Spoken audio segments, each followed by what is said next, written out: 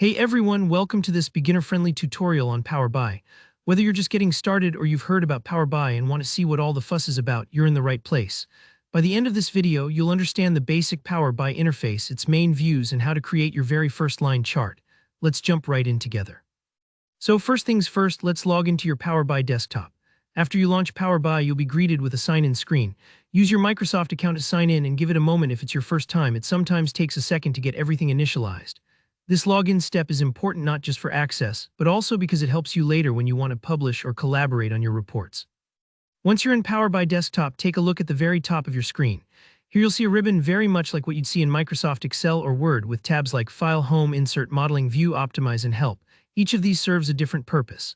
File is where you can save or publish your work, while Home has all the basic tools you'll use most frequently, such as data import and transformation. Insert lets you add new elements to your report. Modeling is for advanced data manipulation. View changes how you see your work. Optimize helps with performance, and Help, well, just what it sounds like.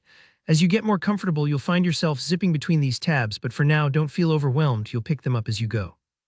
Now let's move our focus to the left side of Power BI. Here are the main views you'll use in almost every project.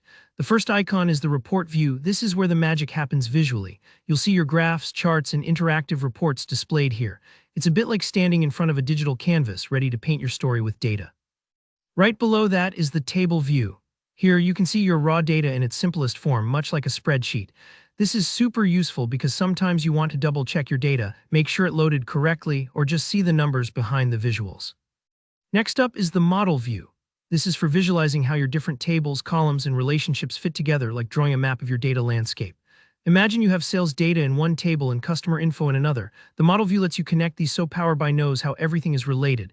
If you've ever built a puzzle, you know how satisfying it is to see all the pieces fit. That's what model view is for your data. Now let's talk about the DAX query view. This is a feature for when you want to write some code, specifically DAX, which stands for Data Analysis Expressions. Don't worry if this sounds intimidating. You can get very far in Power BI without needing to dive into code right away.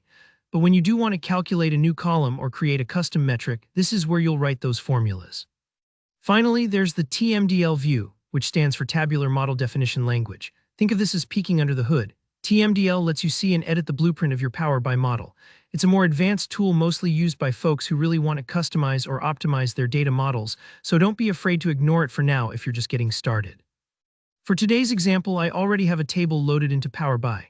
If you don't yet, check out my data import video linked below. Now let's create a simple line chart. Go back to the report view and look for the visualization pane. It's usually along the right. Click on the icon that looks like a line chart. Once that's added to your canvas, it'll be an empty box at first. No worries, now it's time to fill it with data.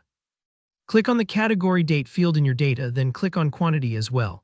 You'll instantly see the line chart appear, showing how your quantities change over time. It's actually that simple. Feel free to move, resize, or format your chart as you like. These visual tweaks help tell your data's story in the clearest way possible. Of course, Power BI has a lot more to offer and explore, from slicers and filters to interactive dashboards and sharing your reports with others. But I hope this walkthrough made the first steps less intimidating and a lot more approachable. If you learned something new or gave this a try, please hit that like button and drop a comment below if you have any questions or want to see more topics covered. Don't forget to subscribe for more beginner-friendly Power BI tutorials just like this one. Thanks for watching and happy analyzing.